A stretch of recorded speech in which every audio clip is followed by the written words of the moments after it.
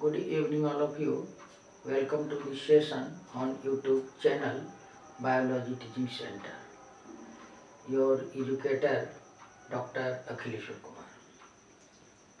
आज के सेशन में हम लोग मुख्य रूप से properties of adaptive immunity and mechanisms of adaptive immunity, इसके पिछले सेशन में हम लोग एडेप्टिव इम्यूनिटी क्या है उसके बारे में देखें। तो एडेप्टिव इम्यूनिटी मेनली रूप से रिस्पॉन्स टू एंटीजेंस और एक्सपोज टू एंटीजेंस। इसका मतलब ये हुआ कि हमारे बॉडी में जब फर्स्ट लाइन डिफेंस मतलब इनेट इम्यूनिटी से जब एंटीजेंस प्रवेश कर जाते हैं, इनेट इम्यूनिटी उसको रोक नहीं पाते हैं, तो एडेप्टिव इम्यूनिटी उस एंटीजन को रोकने का काम करते हैं। और एडेप्टिव इम्यूनिटी में भी जो है सो आपका दो तरह से होता है, सेल मेडिएटेड और जो सेकंड जो है सो ह्यूमरल मेडिएटेड। सेल मेडिएटेड के अंतर्गत आपका वाइट ब्लड सेल्स के अंतर्गत ही आपका लिम्फोसाइट्स आते हैं। और यह लिम्फोसाइट्स दो तरह के होते हैं, B lymphocytes and T lymphocytes, या B cell and T cells बोलते हैं। और B sales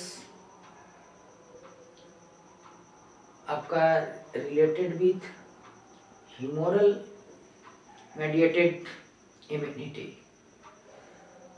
that is B cells forms antibodies and T cells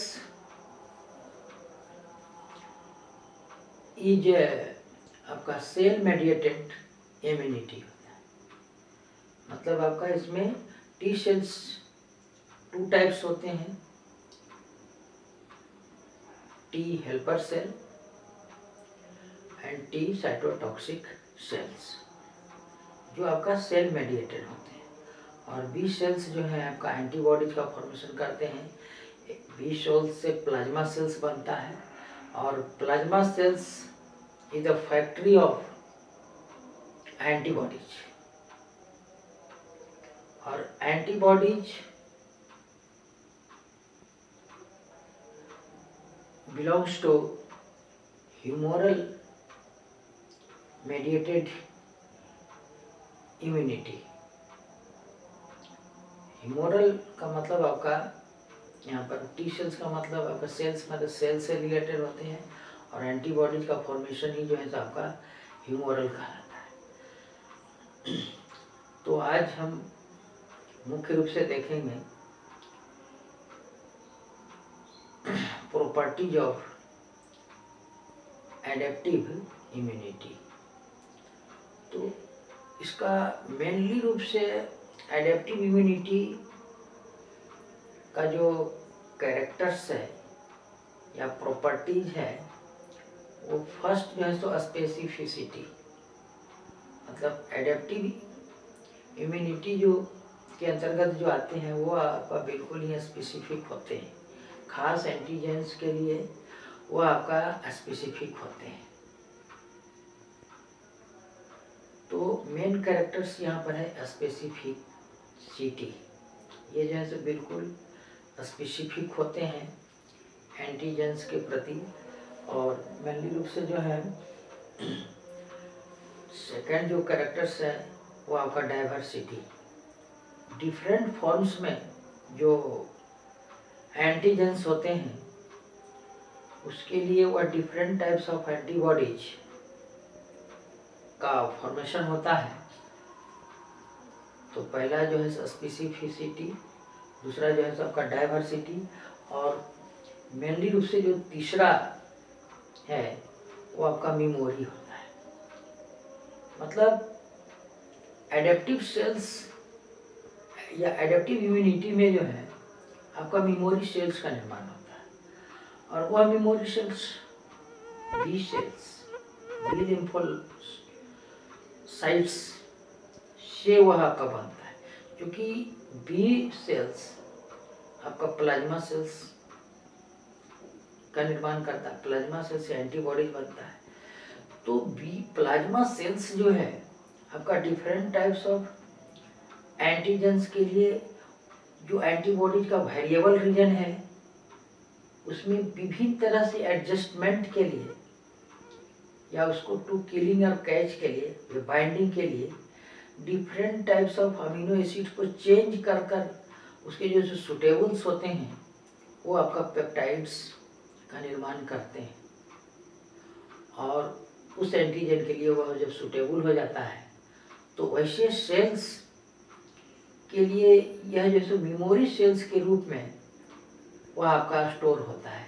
फिर सेम उसी तरह का जब एंटीजेंस हमारे बॉडी में अटैक करता है तो 20 सेल्स जो है सो तुरंत उसके लिए उसको, चूँकि मेमोरी है कि इस तरह का एंटीजेंस आया और उसके लिए जो है सो एंटीबॉडी वह तैयार करना है। तो यह मेमोरी सेल्स जो है आपका एडेप्टिव इम्यूनिटी में ही फॉर्मेशंस होता है। मतलब ये मेमोरी सेल्स या जो वेरिएबल रीजन है समझ सकते हैं कि जिस तरह से नट बल्टू भिन्न भिन्न तरह के होते हैं, उसको खोलने के लिए बड़ा छोटा या जिस लाइक में रहता है छोटा से छोटा बड़ा से बड़ा रिंच और ये सब रहते हैं जिसमें जो सेट करता है। एज ए सेम ये जो आपका 20 सेल्स है नट बल्टू को खोलने के लिए जो रिंच होते हैं छोटा बड़ा डिफरेंट साइज में नट बल्टू के आधार पर उसके साइज के आधार पर एज सेम्स जो है एंटीजेंस को कैच करने के लिए एंटीजेंस को बाइंड करने के लिए 20 सेल जो है आपका वेरिएबल रीजन में डिफरेंट आपका एमिनो एसिड्स को से आपका पेप्टाइड फॉर्म में बना करके उसको जो है सो आपका बाइंडिंग के लिए, और इस तरह से देखता है कि इसके द्वारा ये आपका जो है सो बाइंड बढ़ा है। जैसे हम लोग ये समझ लेते हैं कि कोई नट और बल्टू जो है तो इस रिंच के द्वारा ये खुला, पहले नहीं समझ में आ रहा था ये डाल रहे हैं ये डाल रहे हैं ये डाल रहे हैं, लेकिन हमारे दिमाग में फिर जब बढ़ता है कि इस रिंच से ही ये खुल रहा है तो दूसरी जगह अगर हम काम करते हैं तो सीधे ये दिमाग में रहता है, मेमोरी होता है कि नहीं इससे यही खुल सकता है। ये बिल्कुल यह सेम जो है 20 सेल्स जो है आपका मेमोरी सेल्स बना करके रखता है या बनता है इसमें, जो सेकेंड बार आपका अटैक करने पर वह एंटीजेंस के लिए वह तुरंत एंटीबॉडीज का निर्माण होता है सेम उसी तरह, क्योंकि उसे मेमोरी है कि यही है इसको एंटीबॉडी चाहिए का वेरिएबल रीजन में ये चाहिए। तो ये सब जो है तो मेनली रूप से ये तीन जो है आपका properties of adaptive immunity, first specific, ये हाईली स्पेसिफिक होता है, और ये आपका जो है इनेट इम्यूनिटी आपका नॉन स्पेसिफिक होता है। हाँ, एडेप्टिव इम्यूनिटी स्लो, और ये जो आपका है वो आपका हाई स्पीड से जो है आपका रेस्पॉन्स दिखाता है इनेट इम्यूनिटी। दूसरा है डाइवर्सिटी, और तीसरा जो है आपका मेमोरी। ऐसे और भी है आपका क्लोनल एक्सपेंशन, माने जब एक तरह का जब एंटीजेंस के लिए वो उस तरह से रिस्पॉन्सिबल हो गया कि वही आपका इसको बाइंड कर सकता है, तो सेम उसी तरह के और भी एंटीजेंस एंटीबॉडी जो है सो आपका और भी क्लोनल एक्सपेंशन जो है सो आपका शुरू करता है, और एक स्पेशलाइजेशन। इस तरह से 4 या 5 मेनली रूप से, उनमें से 3 जो है आपका most important properties of adaptive immunity. तो अब मूल रूप से देखते हैं जितना हम लोग चर्चा की है उसे रिटर्न फॉर्म। तो यहाँ पर हम लोग देख रहे हैं कि प्रॉपर्टीज ऑफ एडेप्टिव इम्यूनिटी जैसा हमने चर्चा की है कि एडेप्टिव इम्यूनिटी क्या होता है, इनेट इम्यूनिटी क्या होता है, उसका क्या प्रॉपर्टीज है, वो आपका बर्थ से ही होता है इनेट इम्यूनिटी। ये जो है सो आपका आफ्टर जो है सो आपका बर्थ या एक्वायर्ड इम्यूनिटी भी इसे कहा जाता है। तो यह पहला प्रॉपर्टी है specificity, ensure that distinct antigens illicit specific responses. मतलब यह जो एडेप्टिव इम्यूनिटी है बिल्कुल हाईली स्पेसिफिक होते हैं, जो आपका डिस्टिंक्ट एंटीजेंस के लिए स्पेसिफिक रेस्पॉन्सेस होता है। दूसरा है डाइवर्सिटी। डाइवर्सिटी का मतलब विविधता, different in different forms. Antigens जो होते हैं वो आपका डिफरेंट फॉर्म्स में आते हैं, तो उस डिफरेंट फॉर्म्स के लिए बाइंडिंग डिफरेंट वेरिएबल रीजन होता है एंटीबॉडीज का। तो यहाँ पर जो है प्लाज्मा सेल्स जो है आपका डिफरेंट अमीनो एसिड्स के पेप्टाइड्स फॉर्मेशन करके आपका एंटीजन बाइंडिंग के लिए वेरिएबल रीजन वह बनाता है डिफरेंट फॉर्म्स, वो आपका diversity enables immune system to respond to a large variety of antigen और पैथोजेंस को।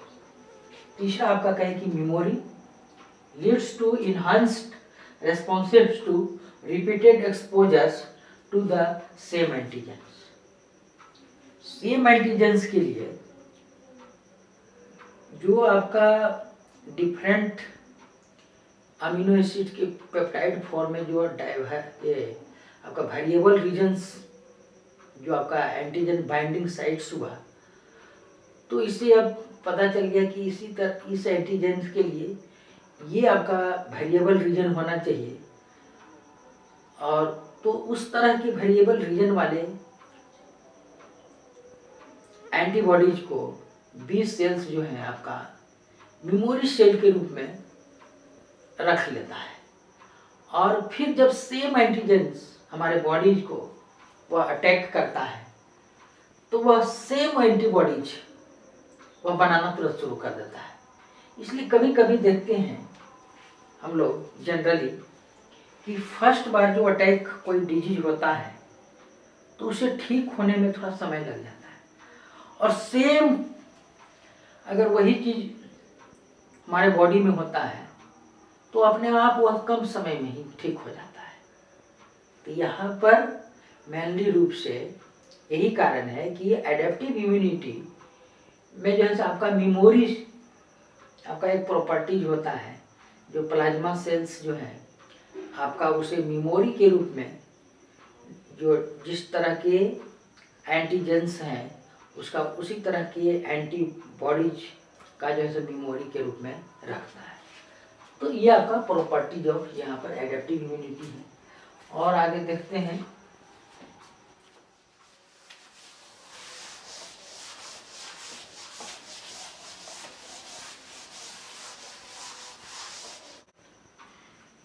तो नेक्स्ट आपका क्लोनल एक्सपेंशंस आपका प्रॉपर्टी है एडेप्टिव इम्यूनिटी का।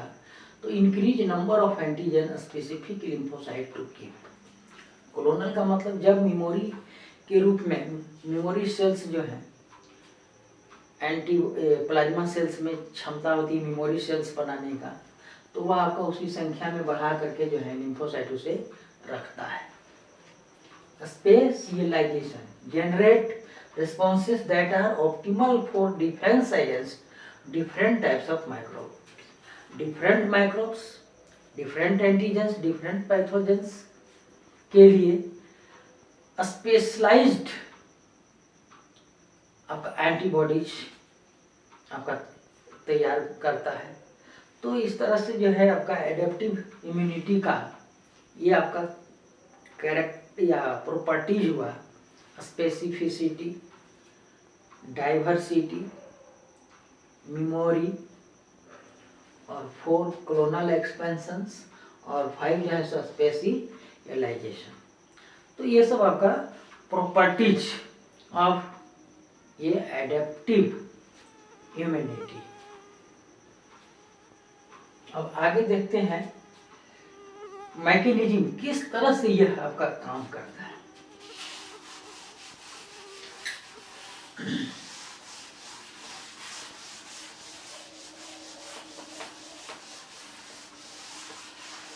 तो यहाँ पर एक क्वेश्चन एराइज होता है कि क्या हमारे बॉडी में इनेट इम्यूनिटी के बाद protective first line of defence के बाद जब भी आपका पैथोजेंस एंटीजेंस प्रवेश कर जाते हैं बॉडी में, तो सिर्फ एडेप्टिव इम्यूनिटी कार्य करता है? ऐसा नहीं, इनेट इम्यूनिटी भी उसको परास्त करके भी जब एडेप्टिव इम्यूनिटी में प्रवेश करता है तो इसमें भी सेल मेडिएटेड होते हैं और ह्यूमोरल होते हैं। सेल मेडिएटेड में डेंड्रेटिक सेल्स, मैक्रोफेज, ये जो सेल्स होते हैं, ये इनका जो काम इनेट इम्यूनिटी के समय है, वो काम आपका जब एडेप्टिव इम्यूनिटी काम करना शुरू कर देता है तो वही फंक्शंस आपका इनेट कर रहा है। इसका मतलब है कि हमारा जो इम्यून सिस्टम बॉडी का है वह आपका innate immunity plus adaptive immunity दोनों मिलकर इम्यून सिस्टम को मजबूत बनाता है। यह आपका एंटीजन और पैथोजेंस के अगेंस्ट फाइटिंग करता है। ये नहीं कि एडेप्टिव इम्यूनिटी अकेले करता है या इनेट इम्यूनिटी अलग अलग या अकेले करता है, दोनों मिल करके। इसके बाद innate immunity is the first line of defence और adaptive immunity is the second line of defence mechanisms. और एंटीबॉडीज जो आपका एडेप्टिव इम्यूनिटी में जो सेल मेडिएटेड है, बी सेल्स और ये टी सेल्स, तो बी सेल्स आपका प्लाज्मा का फॉर्मेशन करता है। प्लाज्मा सेल्स जो है सो एंटीबॉडी, इसके बाद भी यह अगर काम नहीं होता है तो आपका एंटीबॉडीज का फॉर्मेशन होता है, जो लास्ट में वह इम्यून सिस्टम का बहुत बड़ा भाग होता है हमारे बॉडी का, जो आपका एंटीजेंस से वह आपका फाइटिंग करता है और हमारे बॉडी को हेल्दी बनाए रखता है। तो हमारे बॉडी में जो है आपका 3 डिफेंस लेवल का स्ट्रक्चर्स हैं। फर्स्ट लाइन ऑफ डिफेंस जो हमारा ये आपका बोले थे कि है इनेट इम्यूनिटी। इनेट इम्यूनिटी में आपका जो फिजिकल बैरियर्स हैं, स्किन्स है, फिर आपका केमिकल सेक्रेशंस हैं और कुछ आपका एंटी माइक्रोबियल केमिकल्स होते हैं जो आपका ब्लड में आपका प्रेजेंट होते हैं। और सेकेंड लाइन ऑफ जो है एडेप्टिव इम्यूनिटी। एडेप्टिव इम्यूनिटी में भी आपका सेल्स और ह्यूमोरल मेडिएटेड इम्यूनिटी होते हैं। सेल में आपका बी सेल्स और टी सेल्स। बी सेल्स से जो है आपका प्लाज्मा सेल्स बनता है और वही प्लाज्मा सेल्स जो है फिर आपका मेमोरी सेल्स के रूप में आपका एंटीबॉडीज को रखता है। और ये टी सेल्स जो हैं वो आपका 2 तरह के होते हैं, एक हेल्पर सेल और एक साइटोटॉक्सिक सेल्स होता है। साइटोटॉक्सिक सेल्स जो है आपका कैंसर का सेल्स है, उसको जो है सो आपका नष्ट करता है हमारे बॉडी में। हेल्पर सेल ये भी जो है आपका डायरेक्ट जो एंटीजेंस होते हैं उसको आपका भक्षण कर लेता है। और भी आपका जो डेंड्रेटिक सेल्स है, मैक्रोफेज हैं, आपका मैक्रोफेज हैं, ये सब जो है आपका एंटीजेंस को जो काम है भक्षण करना, फैगोसाइटिक्स प्रोसेस वो आपका करता है। तो इस तरह से जो है आपका इनेट इम्यूनिटी और एडेप्टिव इम्यूनिटी दोनों जो है आपका रिस्पॉन्सेस फॉर इम्यून सिस्टम्स को स्ट्रॉन्ग करता है। अब यहाँ पर देखेंगे कि एडेप्टिव इम्यूनिटी का पहला मैकेनिज्म क्या है। एंटीजेंस और एंटीबॉडी, एंटीजेंस और पैथोजेंस जो हमारे बॉडी में सेकेंड लाइन में जो प्रवेश कर जाता है डिफेंस मैकेनिज्म में, तो सबसे पहले क्या होगा, एंटीजेंस रिकॉग्निशंस। पहले एंटीजेंस से प्रवेश कर गया तो उसको पहले रिकॉग्निशन करेगा, पहचान करेगा कि किस तरह का यह एंटीजेंस है। अगर मेरे साथ कोई अगर दुश्मन आया तो हम पहले ये देखते हैं कि वह किस तरह का है, कौन है, हमसे मजबूत है या क्या है। तो सबसे पहले हम रिकॉग्निशन करते हैं कि हमारे पर जो वार करने वाला है, हमसे जो फाइट करने वाला है, वो कौन आदमी है, कैसा पर्सन है। एज सेम आपका ये जो एडेप्टिव इम्यूनिटी का जो है आपका सेल मेडिएटेड है और ह्यूमोरल मेडिएटेड है, ये दोनों जो है आपका पहला रिकॉग्निशंस करता है कि वो है एंटीजेंस आपका किस तरह का है। तो और आगे देखते हैं कि इसका मैकेनिज्म क्या होता है।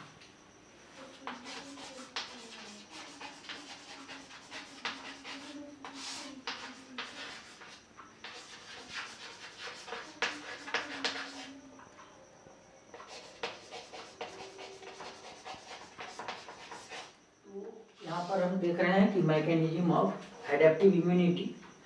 तो फर्स्ट यहाँ पर जो है आपका रिकॉग्निशन फेज। रिकॉग्निशन फेज में देखते हैं, रिकॉग्निशन फेज में आपका सबसे पहले जो है एंटीजेंस का रिकॉग्निशन होता है, जिसमें आपका बी सेल्स, मैक्रोफाज और डेंड्रेटिक सेल्स, ये जो है आपका डायरेक्ट जो एंटीजेंस को है वो आपका फाइगोसाइट्स करते हैं, भक्षण करते हैं। इसके साथ साथ ही ये जो है आपका सेल्स जो है, इस पर एक रिसेप्टर्स होते हैं जो आपका यस रिसेप्टर को MHC सेकंड बोलते हैं, और यह जो है APC को प्रेजेंट करता है, एंटीजन प्रेजेंटिंग सेल। मतलब ये जो आपका है ये मैक्रोफाज डेंड्रेटिक सेल्स, और फिर यहाँ पर बी सेल्स भी हुआ। बी सेल्स भी डायरेक्ट जो है सो एंटीजेंस को भी बाइंड करता है, और मैक्रोफेज भी है, डेंड्रेटिक सेल्स भी है। तो ये सब तो डायरेक्ट एंटीजेंस को खाता ही है, नष्ट करता है, टू किल करता है। इसके बाद एक रिसेप्टर्स के द्वारा, जिसको MHC सेकंड बोलते हैं, आपका मेजर हिस्टोकम्पैटिबिलिटी सेल्स, इसके बारे में अलग से क्लास हम लोग देखेंगे। मेजर हिस्टोकम्पैटिबिलिटी 1 और 2 होता है, और 1 और 2 ये एक विशेष तरह के रिसेप्टर्स हैं, प्रोटीन रिसेप्टर्स होते हैं, जो हर एक जितने भी न्यूक्लियोइड सेल्स होते हैं उस पर वह जो है सो प्रेजेंट होते हैं। तो इसको डायरेक्ट भक्षण करने के बाद ये जो एंटीजेंस होते हैं उसको ये शो करता है, जो आपका इनेट इम्यूनिटी है उसमें भी ये सब पाए जाते हैं। तो उसको भक्षण करने के बाद वह फिर एडेप्टिव इम्यूनिटी के लिए वह शो करता है, दिखाता है आपका ये आपका रिसेप्टर्स के द्वारा कि जो आपका बॉडी में जो प्रवेश कर रहा है वो एडेप्टिव इम्यूनिटी इसके लिए तैयार रहे, और इस तरह का आपका एंटीजेंस है। एक आपका रिसेप्टर्स के द्वारा वो आपका एंटीजन प्रेजेंटिंग सेल्स की तरह भी काम करता है, APC इसको बोलते हैं। APC मतलब आपका एंटीजन प्रेजेंटिंग सेल्स। तो प्रेजेंटिंग सेल का मतलब इस तरह से आपका दिखाता है। और T सेल्स भी होते हैं एडेप्टिव इम्यूनिटी में, आपका सेल मेडिएटेड में B सेल्स और T सेल्स भी होते हैं। तो T सेल्स आपका दो तरह के बोले कि एक T हेल्पर सेल्स और T साइटोटॉक्सिक सेल्स, और उसमें जो है से बहुत तरह के फिर आपका हेल्पर सेल्स और जो साइटोटॉक्सिक सेल्स होते हैं उसको फिर CD3, CD4, CD8, CD5 इसके नाम से भी जाना है। तो अगर TH रहता है, CD4 अगर है तो इसका मतलब कि वह TH हेल्पर सेल होगा, और वह जो है आपका MHC सेकंड के द्वारा वह आपका बाइंड होता है, वह रिसेप्टर उस पर होता है। और अगर साइटोटॉक्सिक सेल्स होते हैं CD8 आपका सेल डिफरेंशिएशंस जिसको बोलते हैं, तो वो आपका MHC फर्स्ट होता है। MHC फर्स्ट और सेकंड जो है आपका एक तरह की सेल रिसेप्टर्स है, जो एक आपका एक प्रोटीन्स है। MHC मेजर हिस्टोकम्पैटिबिलिटी सेल, जो आपका जितने भी न्यूक्लिएटेड सेल्स हैं वो आपका उसके बॉडी सरफेस पर या सेल सरफेस पर वो पाया जाता है, except RBC। RBC non nucleated होता है मैच्योर होने पर, इसलिए उस पर एब्सेंट होता है। उसको छोड़ करके आपका सब पर जो है सो इस तरह के पाए जाते हैं। तो यही आपका हो गया रिकॉग्निशन फेज जो है आपका। यह आपका एक्टिवेशन। एक्टिवेशन में क्या है, यहाँ पर देखें कि बी सेल आपका जो है, ये आपका जो है इस पर भी जो रिसेप्टर्स होते हैं वो IgM और IgD का रिसेप्टर्स होते हैं यहाँ पर। और यह जो आपका ये है वो आपका कौन सा सेल बनाता है, प्लाज्मा सेल बनाता है, प्लाज्मा सेल। और प्लाज्मा सेल्स कौन सी बनाता है, एंटीबॉडी बनाता है, एंटीबॉडी। और इस तरह से प्लाज्मा सेल्स को क्या कहते हैं, फैक्ट्री ऑफ एंटीबॉडीज। ये आपका एंटीबॉडीज का है। तो ये आपका एक्टिव होता है, बी सेल्स एक्टिव होकर के आपका प्री बी सेल्स बनाता है। इसके बाद अंतिम में जो है मैच्योर जो होता था वो प्लाज्मा सेल्स कहलाता है। और यही प्लाज्मा सेल्स जो है आपका एंटीबॉडीज का निर्माण करता है, जो जिसे प्लाज्मा सेल को इन फैक्ट्री ऑफ एंटीबॉडीज कहा गया है। तो ये आपका एक्टिवेशन हुआ। इसके बाद जब यह तीसरा जो है आपका एंटीजन इलिमिनेशन, तो जैसे ही आपका ये बैक्टीरिया है, बैक्टीरियल सेल्स हैं, तो उससे जो है आपका एंटीजेंस जो है आपका सब तरफ से इस तरह से आपका बाइंड कर लेता है। ये आपका वाई शेप्ड में इस तरह से, और इसको बाइंड करने से जो है फिर जो माइक्रोफाज होते हैं उससे जो है आसानी से इसको जो है इनगल्फ कर लेता है। तो आपका एंटीजन इस तरह से इलिमिनेट हो जाता है। इसके बाद होमियोस्टेसिस, जैसे ही हमारे बॉडी में नेक्स्ट पॉइंट जो है होमियोस्टेसिस, हमारे बॉडी में जैसे ही एंटीजेंस प्रवेश करते हैं तो उस समय बहुत सारे cells, B cells, T cells, memory cells, ये सब बहुत सारे सेल्स का फॉर्मेशन हो जाता है आपका इम्यून सिस्टम के अंतर्गत। तो इसके बाद जब धीरे धीरे वह एंटीजेंस जो है समाप्त हो जाते हैं तो बॉडी का जो है सामान्य स्थिति में आ जाते हैं, तो जो बहुत सारे सेल्स पड़े होते हैं उसे आपका थ्रू एपोप्टोसिस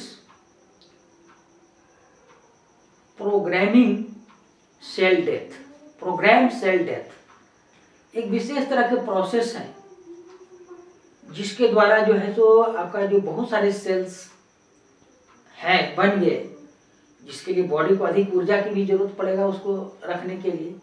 तो उस तरह से एपोप्टोसिस प्रोसेस द्वारा जो है जो आपका बिना काम के अब रह गए, जिसकी अब जरूरत नहीं रह गई, तो उसको जो है एपोप्टोसिस के द्वारा वह नष्ट हो जाता है। जिस तरह से अगर कहीं किसी एरिया में केंद्र सरकार या राज्य सरकार युद्ध करने के लिए सैनिकों को भेजा गया, अब वहाँ सामान्य स्थिति हो गया, तो वहाँ पर उतनी दूर में अब सेना को रख करके क्या करेगा, उसे जैसे वापस फिर बुला लेता है। सामान्य स्थिति होमियोस्टेसिस समस्थिति में आ जाता है। अब स्थिति शांतिपूर्ण हो जाती है तो वहाँ से सेना को बुला। सेम हमारे बॉडी में जो है जब बहुत सारे सेल्स, तो उसको यहाँ पर एपोप्टोसिस प्रोसेस द्वारा उसको नष्ट कर दी जाती है। और कुछ जो मेमोरी सेल्स के रूप में है, यहाँ पर आपका मेमोरी सेल्स, टी सेल और बी सेल्स, जो जिस एंटीजेंस को आपको बाइंड करने के लिए बनाया गया वेरिएबल रीजन में एंटीबॉडीज का, तो उस कुछ सेल्स को जो है आपका मेमोरी सेल्स के रूप में सिर्फ रखता है। तो ये आपका मैकेनिज्म ऑफ एडेप्टिव इम्यूनिटी। पहला रिकॉग्निशन फेज हुआ, रिकॉग्नाइज करता है। दूसरा फिर एक्टिव होता है, मतलब आपका एंटीबॉडीज बनता है बी सेल्स से प्लाज्मा सेल्स। फिर एंटीजेंस एलिमिनेट हो जाता है और इस तरह से हमारा बॉडी जो है फिर आपका सामान्य स्थिति में आ जाता है। और इस तरह से जो है अधिकतम और भी जो सेल्स इम्यून सिस्टम के अंतर्गत जो था, इम्यून सिस्टम में जो भाग ले रहे हैं, वो सब आपका एपोप्टोसिस, प्रोग्रामिंग सेल डेथ के द्वारा उसे जो है सो समाप्त कर दिया जाता है, और वह कुछ फिर मेमोरी सेल्स में के रूप में वह रहता है। तो ये आपका एडेप्टिव इम्यूनिटी इस तरह से हुआ, और आज का सेशन हम अब यहीं पर समाप्त करते हैं। तो इनेट इम्यूनिटी और एडेप्टिव इम्यूनिटी क्या है, इसका प्रॉपर्टीज क्या है, कंपोनेंट्स क्या है, मैकेनिज्म क्या है, इस तरह से हम लोग देखें। अगले सेशन में हम लोग थोड़ा सा देखेंगे कि दोनों में जो है इनेट इम्यूनिटी और एडेप्टिव इम्यूनिटी में जो है सो क्या डिफरेंस है। तो अगले सेशन में हम आपका differences between innate immunity and adaptive immunity को देखेंगे। तो आज का सेशन अब यहाँ पर समाप्त कर रहे हैं। अगर यह वीडियो पसंद आया तो आप इसे लाइक करें और इस चैनल को अवश्य सब्सक्राइब करें, जिससे जो है मेरा ये जो फ्यूल है, जो आपका सपोर्ट जो है वह फ्यूल की तरह काम करता है, वह फ्यूल मिलता रहे ईंधन के रूप में, तो गाड़ी जो है सो और या इस तरह के स्टेशन लाने में जो है सो मददगार हो, और अपने फ्रेंड्स एंड क्लासमेट्स के बीच शेयर अवश्य करेंगे। Thank you, good night.